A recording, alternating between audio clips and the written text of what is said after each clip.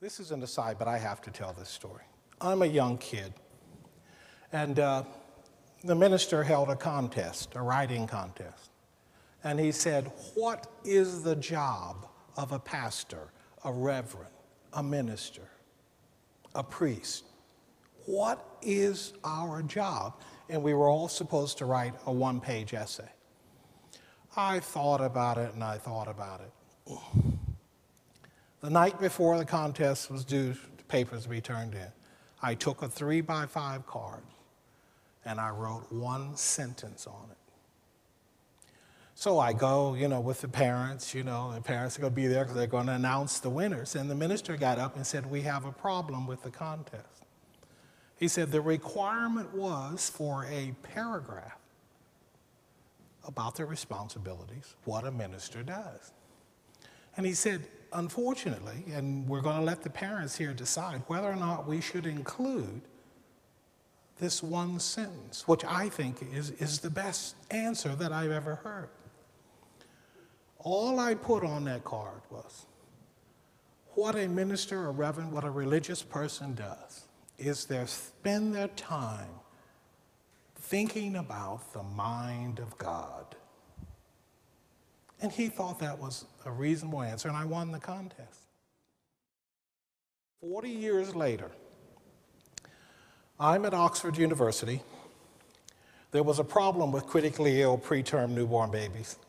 Sometimes you can't feed them, the ones born at 19, 20 weeks. I mean, this is very, very early.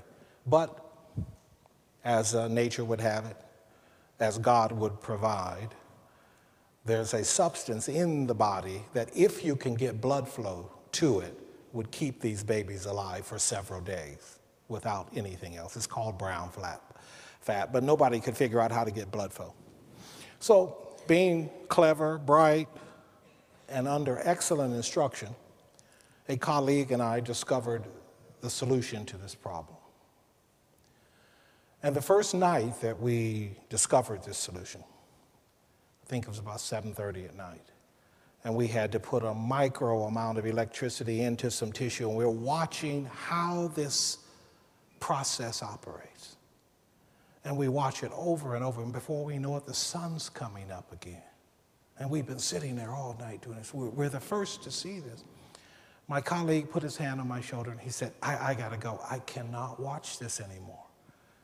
He said, this is like looking into the mind of God. And I thought to myself, what a wonderful way to spend one's life. I hope that's a good introduction to this, because I'm about to say something that I believe in my heart and soul to be true. We, as a people in this country, have given up control of our money. And I'll go a step further. I have to suggest to you that it is impossible to know whether a bill or a piece of legislation or a monetary policy is fiscally responsible or not without understanding money. I suggest that that is a bridge to nowhere. So tonight we're going to talk about money. How did Lincoln pay for a 4-year war, millions of soldiers, without putting this country into debt?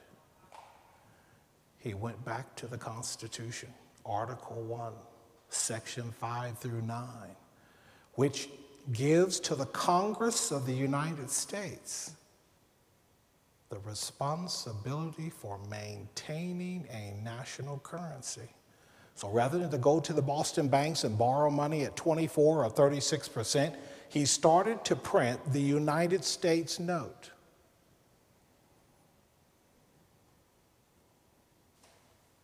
He did not borrow money from the banks.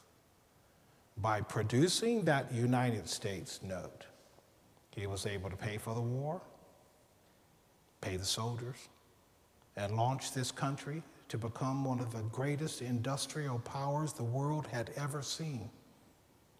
Why are we as a nation? Every bill that you have in your pocket says Federal Reserve note. You have in your pocket the debt of the United States. Every one of those bills is an IOU. Why aren't we printing our own money? To the extent that we are producing goods and services, it is not inflationary. Because we gave up that responsibility. In 1913, the Congress of the United States turned it over to a private corporation called the Federal Reserve System. The Federal Reserve System is no more the United States government than FedEx is. The Federal Reserve is a private corporation registered in Delaware.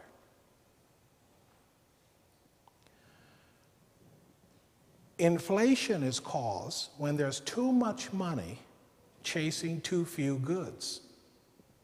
But as long as the goods and services are balanced with the amount of money in circulation, there is no inflation. The only reason there's no inflation now, with the Fed putting so much money out, $2.7 trillion in the last 2 years, they printed and put it into circulation. Without one act of Congress and without anybody asking the American people if that's the way we wanted to go. I suggest to you that it is time for us to go back to making Congress, as Lincoln did. Lincoln didn't write an executive order. He went to the Congress of the United States for the Legal Tender Act of 1862. The Constitution, he said, gives you the responsibility for controlling the economy of this country, not the banks. And the Congress passed those acts, and we were not settled in debt. In 1936, Congress tried again and failed to wrestle back the control of our monetary system from the banks.